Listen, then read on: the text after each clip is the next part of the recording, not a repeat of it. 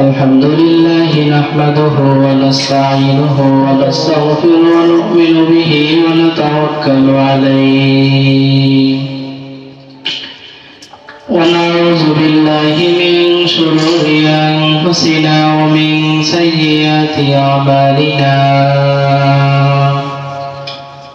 من يهده الله فلا مضل له ومن يضلله فلا هادي له ونشهد أن لا إله إلا الله وحده لا شريك له ونشهد أن محمدا عبده ورسوله أرسله بالحق بشيرا ونذيرا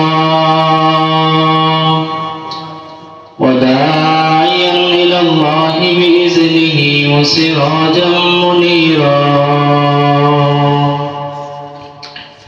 أما بعد فأعوذ بالله من الشيطان الرجيم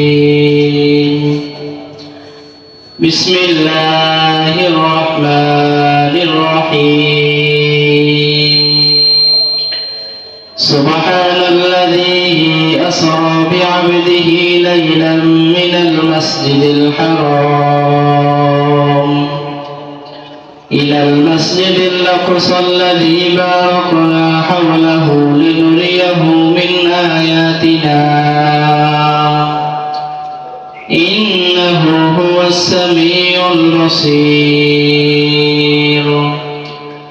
وقال رسول الله صلى الله عليه وسلم اللهم بارك لنا في رجب وشعبان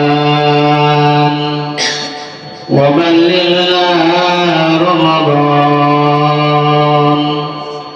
صدق الله مولانا العظيم وصدق رسوله النبي الكريم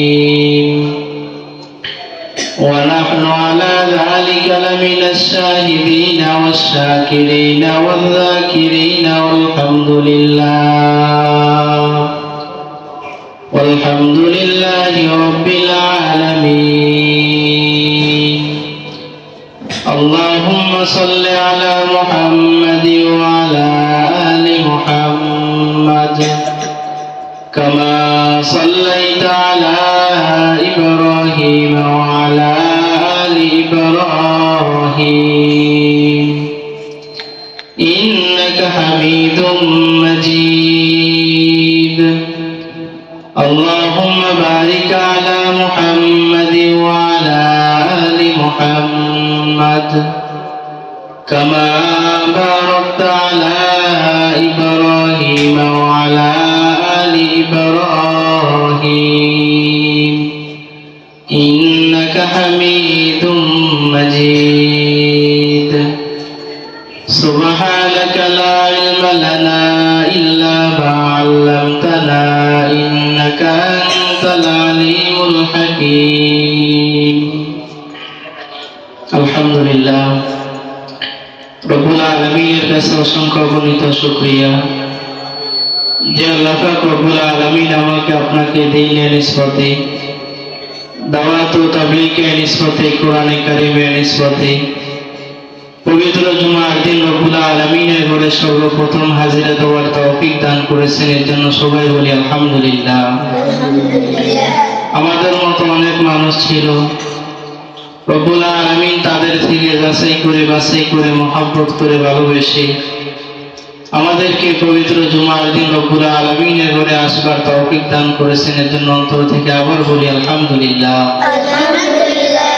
আমি কোরআনে কারীম থেকে এখানে আয়াত তেলাওয়াত করেছি, রাসূল আকরাম সাল্লাল্লাহু আলাইহি ওয়াসাল্লামের হাদিস থেকে এখানে হাদিস আপনাদের সামনে পাঠ করেছি।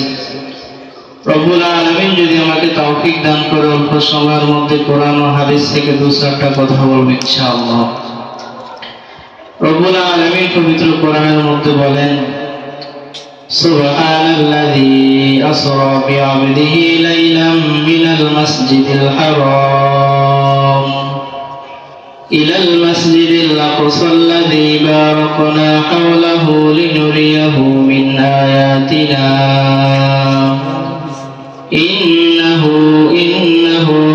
السميع البصير রব্বুল আলামিন পবিত্র কোরআনের মধ্যে বলেন, সেই সত্তা পবিত্র যিনি তার বান্দা মুহাম্মদকে রাত্রিবেলা মসজিদে হারাম থেকে মসজিদে আকসা পর্যন্ত ভ্রমণ করিয়েছেন, যার চারদিকে আমি পর্যাপ্ত বরকত দান করেছি, তাকে আমার নিদর্শন সমূহের কিছু দেওয়ার জন্য, দেখাবার জন্য তিনি সব কিছু দেখেন এবং শোনেন। রব্বুল আলামিন আমার আপনার রাসূলকে মেরাজের রাত্রে রব্বুল আলামিনের সাথে সাক্ষাৎ করাইছেন, রব্বুল আলামিনের সাথে দেখা করাইছেন। রব্বুল আলামিন বলেন, আদম থেকে শুরু করে মুহাম্মদুর রাসূলুল্লাহ সাল্লাল্লাহু আলাইহি ওয়াসাল্লাম পর্যন্ত আমি পৃথিবীর বুকে দুনিয়ার মধ্যে যত নবী রাসূল আম্বিয়া পাঠাইছি, আমি কোন নবীকে এরকম যোগ্যতা দেই না, এরকম চক্ষু দান করি না যে আমি রব্বুল আলামিনকে দেখবার। কিন্তু আমি আমার মায়ের নবী হযরতে মুহাম্মদুর রাসূলুল্লাহ সাল্লাল্লাহু আলাইহি ওয়াসাল্লামকে আমি এরকম চক্ষু দান করেছি, ওই নবীকে আমার সাথে সাক্ষাৎ করাইছি মেরাজের রাতে। তো আমার আপনার নবী আল্লাহ তাআলার সাথে কিভাবে সাক্ষাৎ করলেন? ইতিহাসের কিতাবের মধ্যে যদি তাকানো হয়, হাদিসের কিতাবের মধ্যে যদি তাকানো হয়, এবং কি তাফসীরের মধ্যে সুন্দরভাবে ওকে এনেছেন, ঘটনা লিখছেন। বুখারী শরীফের মধ্যে, মুসলিম শরীফের মধ্যে, তিরমিজি শরীফের মধ্যে সুন্দরভাবে এনেছেন যে রাসূল আকরাম সাল্লাল্লাহু আলাইহি ওয়াসাল্লাম একবার উম্মে হানির ঘরে ঘুমান্ত ছিল। এরকম অবস্থায় দুইজন ফেরেশতা আসলেন, রাসূল আকরাম সাল্লাল্লাহু আলাইহি ওয়াসাল্লামের কাছে এসে ওনার বুকটাকে ফিরে ফেললেন। দুইজন ফেরেশতা জমজমের পানি দিয়ে ওনার বুকটাকে, ওনার কলবটাকে সুন্দরভাবে ধুইলেন। ধোয়ার পরে ওরা আবার কলবটাকে মিলিয়ে, বুকটাকে মিলিয়ে ওরা চলে গেলেন। কিছুক্ষণ পর রব্বুল আলামিন হযরতে জিবরাইল আলাইহিস সালাতু ওয়াস সালামকে রাসূলের দরবারে পাঠাইলেন। আল্লাহ তাআলা বলতেছেন, জিবরাইল যাও আমার দোস্তর কাছে যাও, গিয়ে আমার দোস্তকে আমার কাছে নিয়ে আসো। তো জিবরাইল আমিন যখন রাসূলের দরবারে আসলেন, আসার সময় একটা বোরাক নিয়ে আসলেন। এই বোরাকের একটা গুণ ছিল, বোরাক যেখানে নজর দিত ওখানে গিয়ে তার কদম পড়তো। তো রাসূল আকরাম সাল্লাল্লাহু আলাইহি ওয়াসাল্লামের কাছে যখন জিবরাইল আমিন আসলেন, এসে বলতেছেন, ইয়া রাসূলুল্লাহ, ইয়া হাবিবাল্লাহ, আমাকে রব্বুল আলামিন পাঠাইছে আপনাকে নেওয়ার জন্য। রব্বুল আলামিনের সাথে আপনার সাক্ষাৎ করাইবে, এই জন্য আমাকে আপনার কাছে পাঠাইছে, চলেন। রাসূল আকরাম সাল্লাল্লাহু আলাইহি ওয়াসাল্লাম জিবরাইলের সাথে যখন রওনা করলেন, কিতাবের মধ্যে লেখে যে জিবরাইল আলাইহিস সালাতু ওয়াস সালাম ফিলিস্তিনের বাইতুল মুকাদ্দাসের মসজিদের সামনে গিয়ে রাসূলের সঙ্গে বসলেন। রাসূল আকরাম সাল্লাল্লাহু আলাইহি ওয়াসাল্লাম মসজিদে আকসার কাছে গিয়ে দেখতেছে হযরত আদম আলাইহিস সালাতু ওয়াস সালাম থেকে হযরত ঈসা আলাইহিস সালাতু ওয়াস সালাম পর্যন্ত সমস্ত নবীরা ওখানে উপস্থিত। তো জিবরাইল আলাইহিস সালাতু ওয়াস সালাম যে বোরাকটা নিয়ে গেছিলেন, ওইটা একটা পাথরের সাথে বাঁধলেন। বেঁধে যখন বাইতুল মুকাদ্দাসে যখন প্রবেশ করলেন, ওখানে আদম থেকে শুরু করে ঈসা আলাইহিস সালাতু ওয়াস সালাম পর্যন্ত উপস্থিত ছিলেন। রাসূল আকরাম সাল্লাল্লাহু আলাইহি ওয়াসাল্লাম সমস্ত নবীদেরকে নিয়ে এখানে 2 রাকাত নামাজ আদায় করলেন। নামাজ আদায় করার পর রাসূলের কাছে জিবরাইল আলাইহিস সালাতু ওয়াস সালাম 2টা গ্লাস এনে উপস্থিত করলেন। একটা গ্লাসের মধ্যে মদ ছিল আর একটা গ্লাসের মধ্যে দুধ ছিল। রাসূল আকরাম সাল্লাল্লাহু আলাইহি ওয়াসাল্লাম ওখান থেকে দুধ গ্রহণ করলেন এবং দুধ খাইলেন। জিবরাইল আলাইহিস সালাতু ওয়াস সালাম বলতেছেন, ইয়া রাসূলুল্লাহ, আপনার ভাগ্য ভালো, আপনি দুধ পান করেছেন, আপনার উম্মতের আপনি কপাল খুলে দিয়েছেন। আজকে যদি আপনি মদ পান করতেন, মদ খাইতেন, তাহলে আপনার উম্মত গোমরাহ হয়ে যেত, গোমরাহর পথে পতিত হইত। তো রাসূল আকরাম সাল্লাল্লাহু আলাইহি ওয়াসাল্লাম যখন এখানে দুধ পান করলেন, জিবরাইল আলাইহিস সালাতু ওয়াস সালাম বলতেছেন, ইয়া রাসূলুল্লাহ, ইয়া হাবিবাল্লাহ, চলেন আমরা এখন আসমানের উদ্দেশ্যে রওনা করব, আমাদের সফর এখন আসমানের উদ্দেশ্যে হবে। আপনাকে আমি রাসূল আকরাম সাল্লাল্লাহু আলাইহি ওয়াসাল্লামকে আমি নিয়ে যাব আল্লাহ তাআলার সামনে। জিবরাইল আলাইহিস সালাতু ওয়াস সালাম রাসূলকে নিয়ে রওনা করলেন। তোরা যখন প্রথম আসমানের কাছে গিয়ে পৌঁছলেন, জিবরাইল আলাইহিস সালাতু ওয়াস সালাম প্রথম আসমানের সামনে গিয়ে দাঁড়িয়ে বলতেছেন, আসমান তুমি তোমার দরজা খুলে দাও। তো প্রথম আসমানের জিম্মাদারি যে ফেরেশতা ছিল উনি বলতেছে, তুমি কে? জিবরাইল আলাইহিস সালাতু ওয়াস সালাম বলতেছে, আমি হলো জিবরাইল। ওই আসমানের ফেরেশতা আবার প্রশ্ন করতেছে, তোমার সাথে যে লোক উনি কে? জিবরাইল আলাইহিস সালাতু ওয়াস সালাম বলতেছে, আমি হলো মুহাম্মাদুর রাসূলুল্লাহ সাল্লাল্লাহু আলাইহি ওয়াসাল্লাম। আসমান আবার বলতেছে, তোমাকে কি ওনাকে আনার অনুমতি দেওয়া হয়েছে? তো জিবরাইল আলাইহিস সালাতু ওয়াস সালাম বলতেছে, হ্যাঁ, আল্লাহ তাআলা আমাকে পাঠাইছে এই ব্যক্তিকে রব্বুল আলামিনের কাছে নেওয়ার জন্য। এই কথাটা শোনার পর প্রথম আসমানের ফেরেশতা প্রথম আসমানের গেট খুলে দিল। জিবরাইল আলাইহিস সালাতু ওয়াস সালাম রাসূলকে নিয়ে প্রথম আসমানের মধ্যে যখন প্রবেশ করলেন, রাসূল আকরাম সাল্লাল্লাহু আলাইহি ওয়াসাল্লাম বলতেছে যে আমি প্রথম আসমানে ঢুকতে দেরি আছে, আমি দেখি হযরত আদম আলাইহিস সালাতু ওয়াস সালাম প্রথম আসমানে বসা। আমি ওনার সাথে সাক্ষাৎ করলাম, আদম নবী আমার জন্য দোয়া করলেন। এবং আমি দেখি, রাসূল বলে, আমি দেখি যে আদম নবী কখনো ডান দিকে তাকায়, বাম দিকে তাকায়। আদম নবী যখন ডান দিকে তাকায় উনি হাসে, আবার যখন বাম দিকে উনি যখন তাকায় উনি কাঁদে।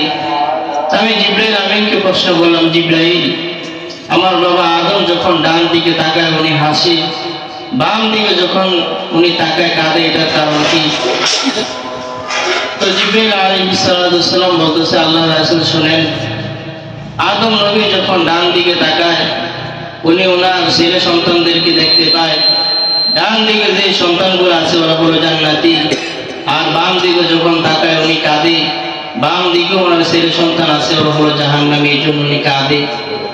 রাসূল আকরাম সাল্লাল্লাহু আলাইহি ওয়াসাল্লাম যখন প্রথম আসমানে আদম নবীর সাথে সাক্ষাৎ করে দ্বিতীয় আসমানের উদ্দেশ্যে রওনা করলেন, জিবরাইল আলাইহিস সালাতু ওয়াস সালাম বোরাক নিয়ে যখন দ্বিতীয় আসমানের সামনে গেলেন, দ্বিতীয় আসমানের ফেরেশতার কাছে অনুমতি নিয়ে দ্বিতীয় আসমানের মধ্যে যখন প্রবেশ করলেন, প্রবেশ করে আল্লাহ রাসূল সাল্লাল্লাহু আলাইহি ওয়াসাল্লাম দেখে দ্বিতীয় আসমানে হযরত ইয়াহইয়া এবং হযরত ঈসা আলাইহিস সালাতু ওয়াস সালাম উপস্থিত।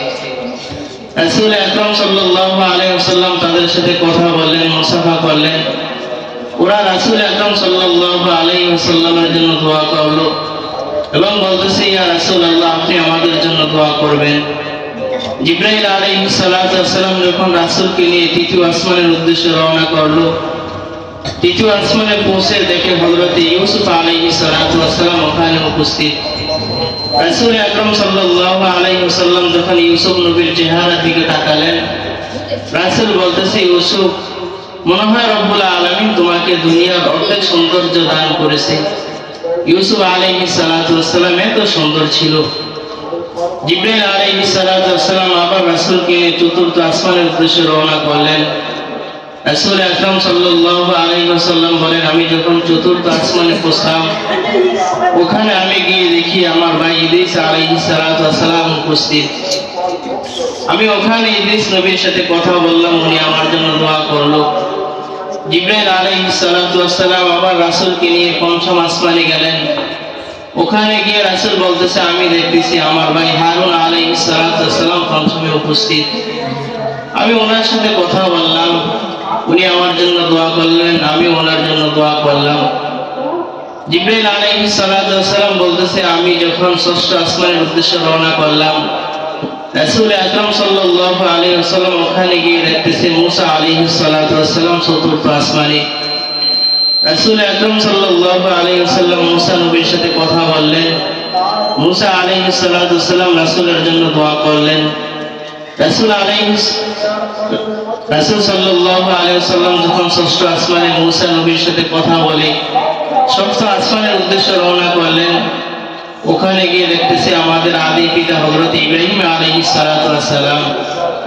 রাসূল আকরাম সাল্লাল্লাহু আলাইহি ওয়াসাল্লাম ইব্রাহিম নবীর সাথে কথা বললেন। ইব্রাহিম আলাইহিস সালাতু ওয়াস সালাম রাসূলের জন্য দোয়া করলেন এবং আমাদের জন্য দোয়া করলেন। রাসূল আকরাম সাল্লাল্লাহু আলাইহি ওয়াসাল্লাম যখন